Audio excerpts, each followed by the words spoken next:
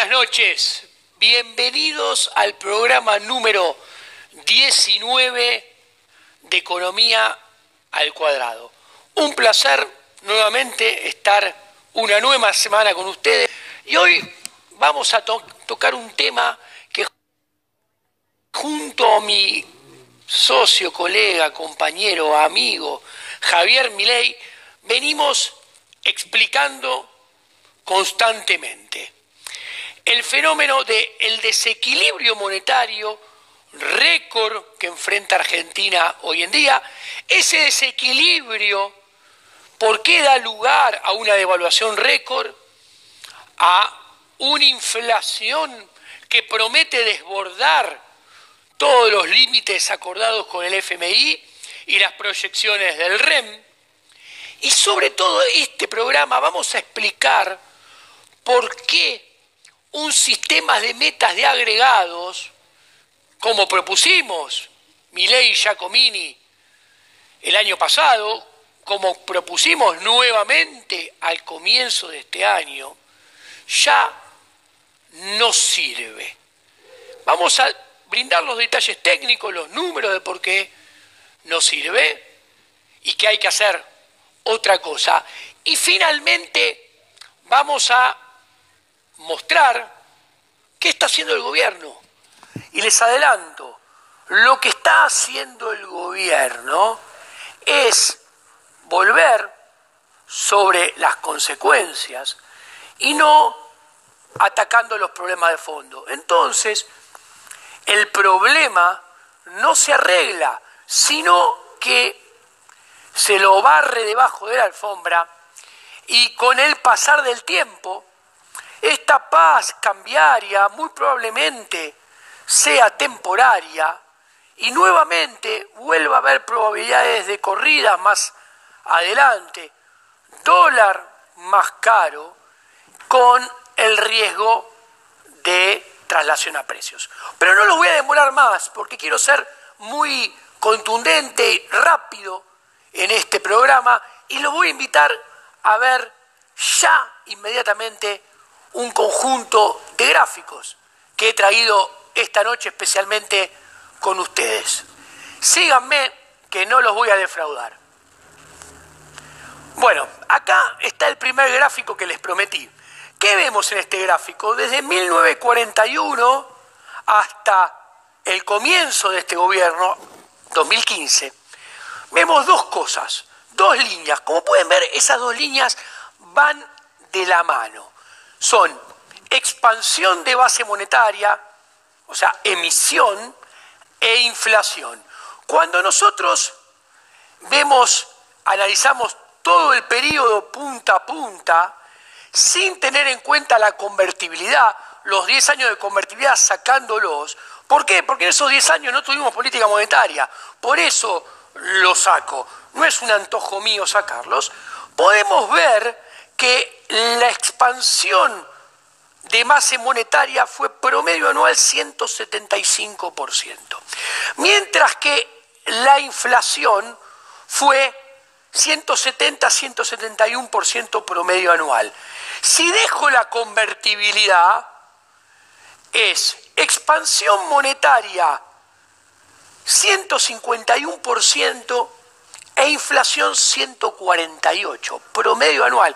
A ver, les repito, se emitía un ritmo de 151% promedio anual y la inflación era 148%. O sea, la diferencia eran solamente 3 puntos porcentuales. ¿Qué está diciendo este gráfico? Este gráfico lo que muestra es que la inflación es igual a la variación de oferta monetaria menos lo que crece la economía. Si ustedes prestan atención, esa diferencia entre 151 y 148% anual es la variación del PBI nominal promedio anual que tuvo Argentina desde 1941 hasta el 2015, que como la población crece al ritmo de 1.1% anual, nos da la peor performance en términos de PIB per cápita de la región. Pero lo importante, en el largo plazo, la demanda de dinero tiende a crecer lo que crece el nivel de actividad económica. ¿Por qué? Porque uno en el fondo, en el largo plazo, ¿para qué demanda dinero? Para hacer transacciones económicas, para comprar y vender servicios. Entonces, uno demanda más dinero en línea con lo que aumenta la producción de bienes y servicios. Entonces, ¿qué les quiero mostrar? Que en realidad la inflación es igual a la diferencia entre lo que crece la oferta monetaria menos lo que se expande la demanda de dinero. Puesto en un ejemplo, si emitimos al 10% anual y la economía crece un 3%, la demanda de dinero crece un 3%, la inflación tiende a ser de un 7%. ¿Por qué menciono esto? Porque esto es importante. O sea, la inflación no es igual a la emisión, es igual a la emisión menos lo que crece la demanda de dinero. Clarito este concepto, pasamos al segundo gráfico. ¿Qué vemos en este segundo gráfico? En este segundo gráfico lo que vemos es que hay una relación de largo plazo entre el PBI nominal en Argentina y M1. ¿Qué es M1? M1 es la base monetaria más los depósitos en cuenta corriente. ¿Por qué sucede esto? Bueno, porque los depósitos en cuenta corriente son los depósitos transaccionales per se. Son los que uno guarda o mantiene en cuenta corriente ¿para qué? Para hacer transacciones económicas, para comprar bienes y servicios. Entonces podemos ver que las variaciones de M1 y las variaciones de PBI nominal van de la mano. Cuando miramos los niveles de M1 y de PBI nominal, también de la mano, van de la mano. Esto es importante, extremadamente importante. ¿Por qué? Porque si en Argentina tenemos que el nivel de actividad en términos reales crece 3% y la inflación es 151%, lo que vemos es que en realidad casi todo, prácticamente todo el PBI nominal es inflación. ¿Qué quiere decir esto? Quiere decir que hay una relación muy fuerte, muy estrecha, se mueven de la mano, ¿qué dos variables? M1 e inflación. Y si M1 se mueve de la mano de la inflación, si queremos controlar la inflación, tenemos que controlar M1. Este gráfico es lo que está detrás de la propuesta de política monetaria que hicimos en el 2016, 2017 e inclusive a principios del 2018 junto a Javier Milei, que para lograr controlar la inflación había que controlar agregados monetarios, aplicar metas de inflación. ¿Metas de inflación sobre qué? Sobre M1. Y para mostrar que nuestra propuesta tenía bases sólidas, estimamos un modelo econométrico después de estudiar que las dos variables estaban cointegradas. O sea, que M1 y PBI nominal en Argentina están cointegradas. ¿Qué quiere decir que estén cointegradas? Quieren decir que tienen una estrecha relación ambas de largo plazo, que siempre las dos se mueven de la mano en el largo plazo. Entonces, como las dos se mueven en el largo plazo de la mano, controlando M1 podemos controlar inflación. Justamente los países con mercados financieros mucho más desarrollados, con mayor penetración de crédito, en esos países esta cointegración de M1 y PBI nominal se había roto. Como se rompió dicha relación, esos países abandonaron las metas de agregados y diseñaron y fueron a metas de inflación, pero con niveles de inflación muy bajos. En promedio los países empezaron a optar por metas de inflaciones, con inflaciones los desarrollados de un dígito y los emergentes en torno a 12 puntos porcentuales de inflación. Pero yendo al grano, acá se ve que M1 explica en un 99% el comportamiento del PBI nominal, el comportamiento de la inflación. Por eso podíamos plantear y sugerir, como sugerí por última vez en el Congreso Económico Argentino del 2018, sobre final de marzo de este año, habiendo yo compartido panel con el actual vicepresidente del Banco Central, Gustavo Cañonero, esa fue la última vez que sugerí que Argentina tenía que aplicar metas de agregados. ¿Cuándo sirven las metas de agregados? Las metas de agregados servían en el 2016, servían en el 2017, pero desgraciadamente ahora ya no sirven. ¿Por qué ya no sirven? Porque para que sirvan las metas de agregados, tiene que haber un crecimiento de la demanda de dinero. Tenemos que tener MD, Money Demand, expandiéndose. ¿Por qué? Porque supongamos, ¿cuál era la base de nuestra proposición?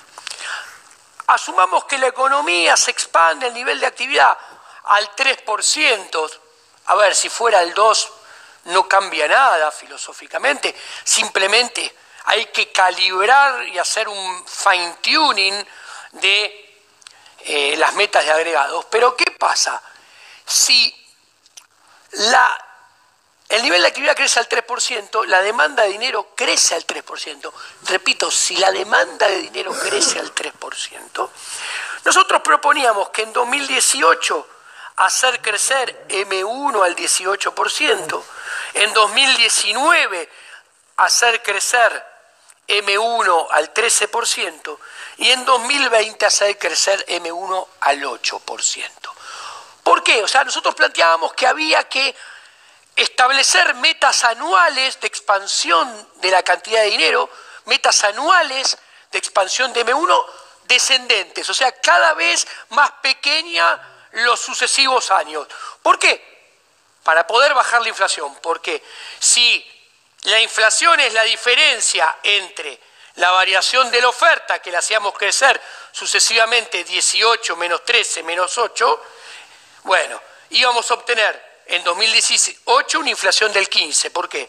Porque era nuestra meta menos el crecimiento de la demanda agregada, 18 menos 3, 15. Para el 2019 hacíamos crecer la oferta monetaria de M1 13, menos 3% que crecía la demanda de dinero, inflación del 10. Y en el 2020, haciendo crecer la oferta de M1 8, con una demanda de dinero creciendo a 3, obteníamos o habríamos obtenido una inflación del 5. Pero el concepto fundamental es que para que la meta de agregados monetarios, que no es otra cosa que plantear un sendero de expansión monetaria, en este caso, si se quiere bajar la inflación, un sendero descendente de la expansión monetaria, se necesita que haya crecimiento de la demanda de dinero. Y esto pasaba sobre final del 2016. Esto pasaba en el 2017. Pero gracias a Jefatura de Gabinete, a Marcos Peña, a la intervención del Banco Central, al cambio de metas, a la invasión de la política monetaria y el deterioro de la credibilidad y reputación del Banco Central, la demanda de dinero se desploma. Los argentinos nos escapamos del peso, no queremos demandar más peso. Peso que tenemos, peso que nos vamos a el dólar. De hecho, perdónenme, acá les presento un gráfico que el otro día Javier, mi coequiper en este programa, presentó en América TV en el programa de Fantino. Esta es la caída de la demanda de dinero. ¿Cómo pueden verlo? Muy simple. Ustedes miren que esto era lo que sucedió hasta el año pasado y principios de este año. Vos bajabas la tasa de interés un poquito, la gente demandaba menos pesos, aumentaba el tipo de cambio. Por el contrario, subías la tasa de interés, la gente se quedaba en pesos y se mantenía el tipo de cambio. Ahora bien, ¿qué sucede? La gente no quiere más pesos, no quiere más activos en pesos, no quiere acciones en pesos, no quiere bonos en pesos. Se escapa de los activos argentinos. ¿Dónde se refugia? Se refugia en la divisa norteamericana. Entonces, el Banco Central subió la tasa de referencia al récord de 40 y la mantiene, la sube a 40 cuando el dólar estaba a 21, 22, y aún así, con esta tasa récord, porque ustedes fíjense que antes todos los números de tasa estaban más abajo, aún con esta tasa récord la gente se va del peso y se pasa a dólar, y el tipo de cambio empieza a subir. ¡Ojo! Y acá no está la tasa de interés de las LEVAX, el rendimiento de las LEVAX, que pasó ampliamente los 40, 45, 50, y aún así la gente se va al dólar. Entonces, ¿cuál es el concepto? Si la demanda de dinero cae, como muestra esto, este numerito es negativo, menos por menos, más. La inflación, si hay caída de demanda de dinero, como pasa en Argentina hoy en día, la inflación va a subir aún cuando no se expanda nada la oferta monetaria, aún sin emisión. Si la demanda de dinero cae, la inflación se va a acelerar.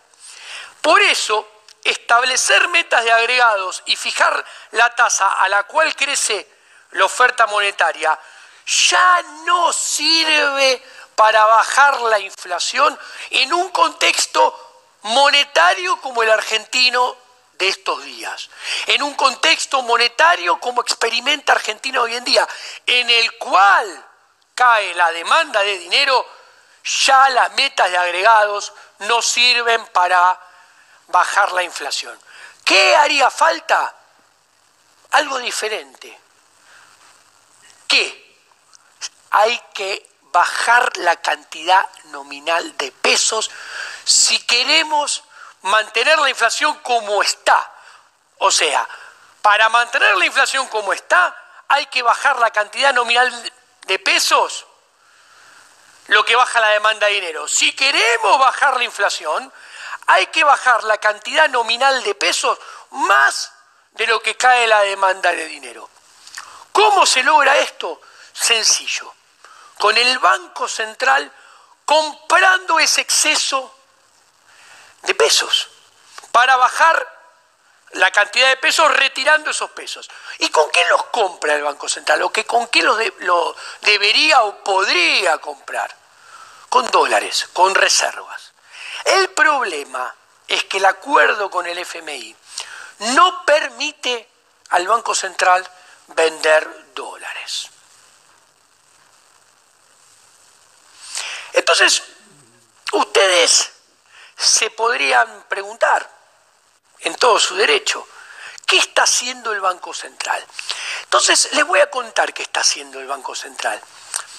La oferta monetaria y su variación es resultado de lo que se haga con la base monetaria, su variación y el multiplicador monetario. Esto es la creación primaria del dinero, que se crea dinero cuando se cancelan LEVAX en efectivo en la Argentina de hoy en día. ¿Ok?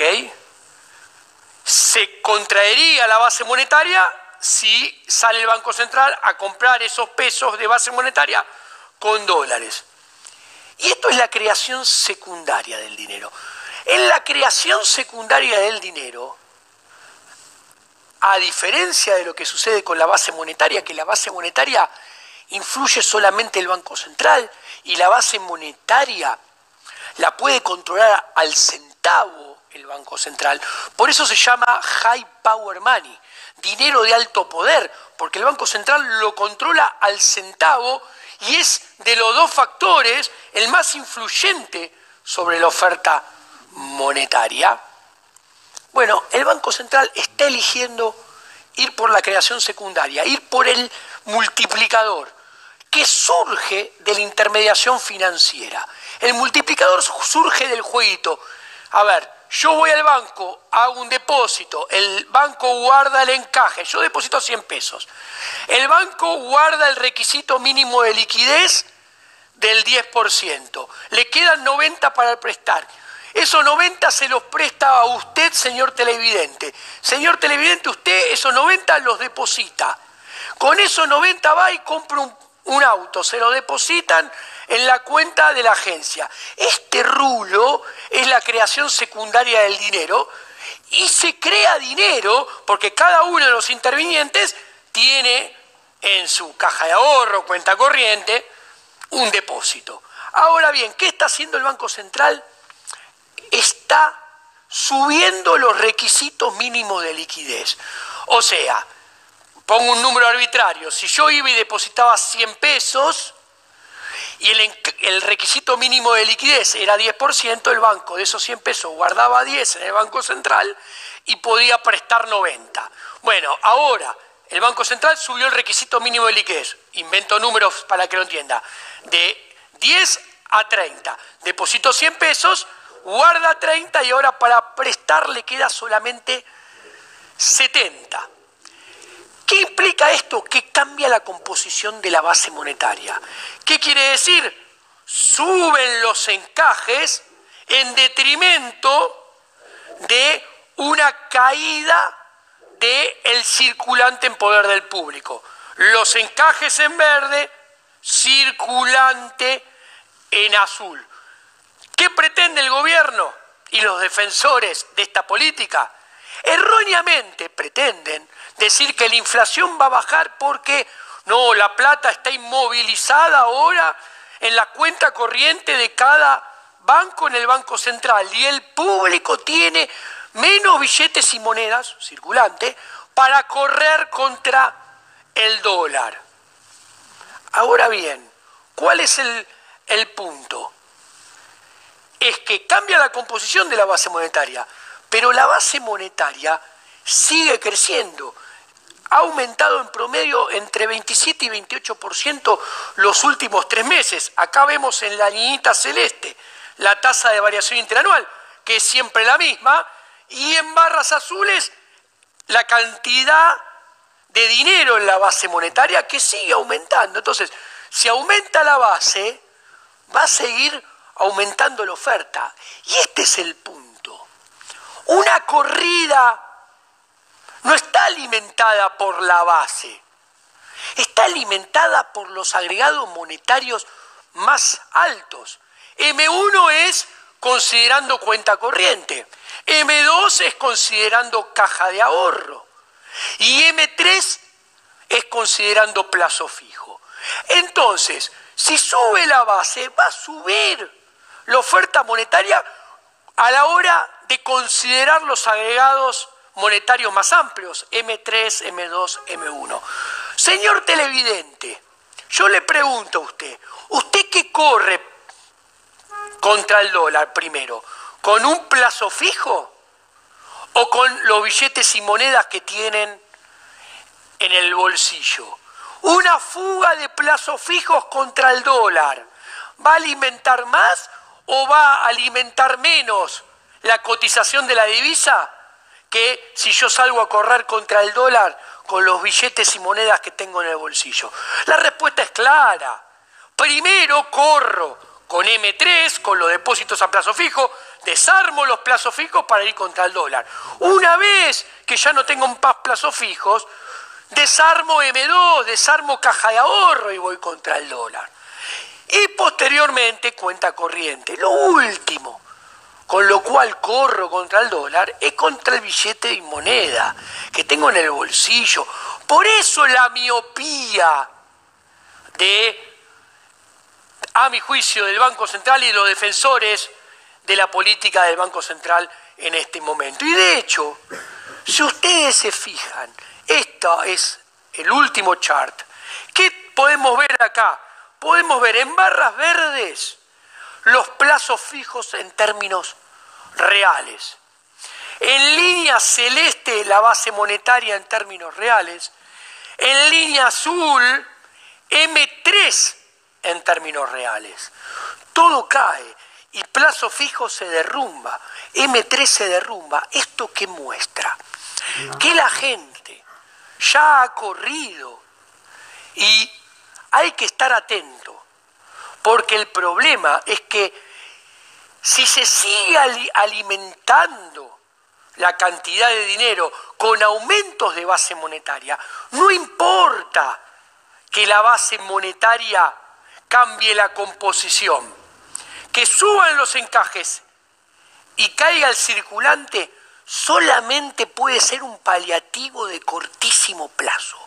Pero más en el mediano plazo, si la base monetaria sigue creciendo, no importa este cambio de composición en favor de los encajes, se va a alimentar la oferta monetaria con esta caída de la demanda de dineros y va a haber riesgo de nuevos rounds de corrida cambiaria y que no caiga mucho la demanda de dinero, porque si se potencia esta caída de la demanda de dinero, va a emerger el riesgo de la hiperinflación. Yo creo que el gobierno en general y el Banco Central en particular debería trabajar con una probabilidad de ocurrencia de la hiperinflación diferente a cero. ¿Por qué? Porque ante ese riesgo hay que reducir la cantidad de dinero en términos nominales. Porque si cae la demanda de dinero, tiene que caer la oferta, porque si no, no va a haber chances de evitar que la inflación siga en alza.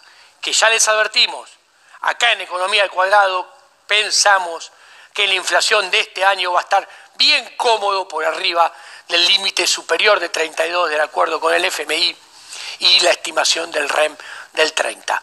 Buenas noches, este ha sido el programa número 19 de Economía al Cuadrado. Nos veremos en la edición 20.